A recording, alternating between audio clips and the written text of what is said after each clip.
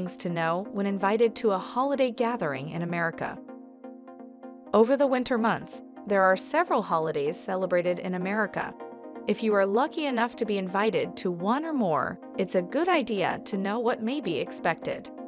It's a great time to learn about new cultures or enjoy the traditional ones you already know. Whether you attend every year or are invited for the first time, there are some protocols you should be aware of. When to arrive and leave. Timing is very important. You don't ever want to be too early. No host or hostess wants you sitting in their living room while they are still trying to get ready. Don't bring extra people without consulting the host. Your host will have planned for a specific amount, so don't make it awkward for them by bringing your relatives from out of town. Arrive at the time requested. Not early, but not too much past the designated time either. Take your cue for the other guests and your host regarding departure time. Don't linger once people start to leave. Should I bring something? People always ask or should ask if they can bring something, and very often your host will say no. This doesn't mean you shouldn't anyhow. Unless they do ask for something specific, then there are a few items that will always be welcome. Club soda or other soft drinks. Snacks like chips or crackers, dips or salsa. A small thank you gift for the host. A bottle of wine or other adults' drinks. Treats for their pet. Never bring food that wasn't asked for, especially if you don't know the host and the other attendees very well. Snacks, ice, and other drinks are almost always welcome, but don't take homemade or store-bought items if you are not clear about the host's culture or any allergies people at the gathering may have. It is worth to note that even if this is a potluck, the best idea is always checking with the host to see what it is that you can bring upon agreement based on the need and your availability. What to wear? The holidays are a great time to dress up. Even if the party is considered casual, make an effort. No one will expect glitter gowns and tuxedos, but try to look festive and nice. Get out your ugly sweater, your reindeer horns, or your Santa hat. But you also want to be comfortable, so wear something you like, something you feel good in, and something you can sit in and move around in comfortably. Consider layers, as it may be hot or cool in the home, and you want to be comfortable without complaining. Conversation. It's a party. Don't start stirring up controversial topics. Avoid politics, religion, global pandemics, and anything else where people are strongly divided. Granted, that may not leave a lot of areas open in today's climate, but try.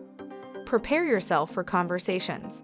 Talk about movies, theater, books, and other questions that you can ask about other people. Ask them about their holiday plans, their family, and maybe some of the happier moments they had this year. Not all about you. Be prepared to talk about yourself, but make sure it's going to be interesting to other guests. Don't brag or boast, and don't whine and complain. Even if you did have a bad year, so did everyone else, so think of the positive things about even the worst of times. Try to bring others into the conversation, like mentioning a great thing that may have happened during the year and how Mikhail and Jenny supported you through it. Only mention other people if they are there in the room. Have a few interesting anecdotes to tell or something that is funny or embarrassing. Share it with people and allow them and others to laugh. People can relate to these incidents much better than bragging or whining. If, like many, conversation in general, and more with people you don't know, is one of your weak areas, worry not, as I can totally relate. In fact, I was not conversational at all until I read a Dale Carnegie's classic, a book that practically changed my life by helping transform the way I connected to the world around me. If you are also looking to improve your interactions with others, you can get the audio version of the book for free. Link in video description. I'd love to hear more about your journey, so once you have finished the book, feel free to reach out to share your experience and impressions. Food and drink. A good practice is to not show up hungry. Don't drink before you get there, and don't drink too much while you are there. Nothing ruins a party faster than obnoxious behavior. Pace yourself on your alcohol intake and don't gorge yourself on the food. Eat something before you arrive. Even if it is a dinner party, you don't want to eat too much. Safety. Alcohol intake must also be watched for your own safety, whether you are driving or not. If you will be using a transportation service, such as a taxi, you may think you are fine, but be aware that it may actually be more dangerous.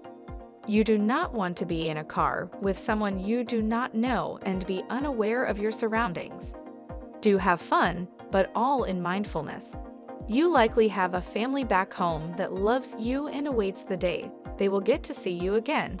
Make sure that day comes and finds you well and in one piece. It is always a good idea to ensure your battery is charged at all times.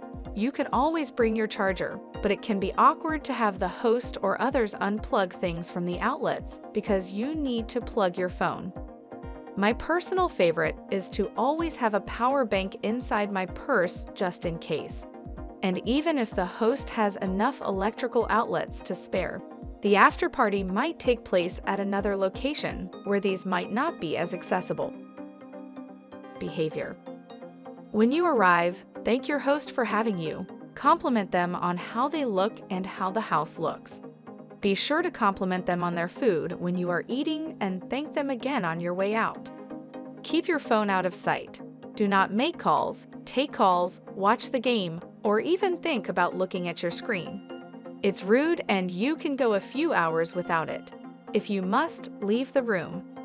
Be aware of personal space and do not touch anyone that you do not know very well or with who you do not share a close relationship in which both your cultures allow for touching while interacting. You can shake hands or hug the people you do know if that is acceptable. Be kind to everyone and seek out the ones who are on their own. A quick compliment about their outfit or their hair can make them feel more comfortable. But don't make comments that are inappropriate about their appearance. One thing to note is cross-cultural compliments and humor. For example, in some African cultures, making comments about someone having gained weight is often received as a compliment. However, in America, body weight is not a topic you want to joke or comment about, unless with someone you do not know well. Things to keep in mind. Whether it is your best friends, your family, coworkers, or new friends and acquaintances, always be gracious and polite. Rude and bad behavior is the best way to never get invited back. Above all, have a good time. It's a party after all. It's a chance to dress up, meet new people, and maybe make new friends. Be kind and polite. Have fun. If you've made it this far, congratulations on taking up your study abroad journey to the next level by learning with our videos. For more information, please visit our website fstudentlife.org. If you like this video, hit the like button, and if you want more videos, don't forget to subscribe to our channel to get the latest updates.